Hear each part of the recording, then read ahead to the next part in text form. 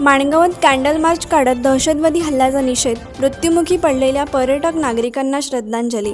काश्मीरमध्ये दहशतवादाने पर्यटकांवर केलेल्या हल्ल्यानंतर संपूर्ण देशात संतापाची लाट उसळली आहे। पहलगाममध्ये दहशतवाद्यांनी फक्त धर्म विचारून केलेल्या हल्ल्यात 26 निष्पाप पर्यटकांना आपला जीव गमवावा लागला। त्याचे पडसाद संपूर्ण भारतात उमटत आहे।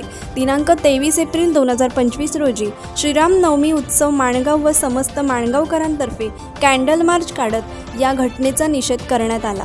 यावेळी या हल्ल्यात मृत्युमुखी पडलेल्या नागरिकांना श्रद्धांजली वाहण्यात आली।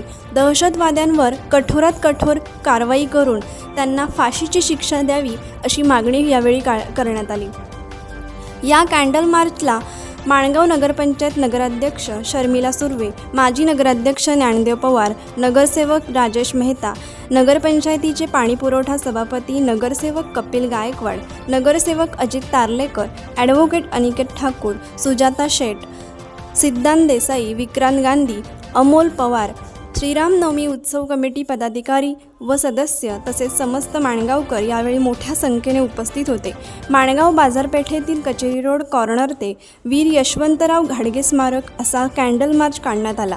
यावेळी अनेकांनी आपले मनोगत व्यक्त करीत दहशतवादी हल्ल्याचा तीव्र शब्दांत निषेध व्यक्त करून मृत्युमुखी पडलेल्या पर्यटक नागरिकांना श्रद्धांजली वाहिली।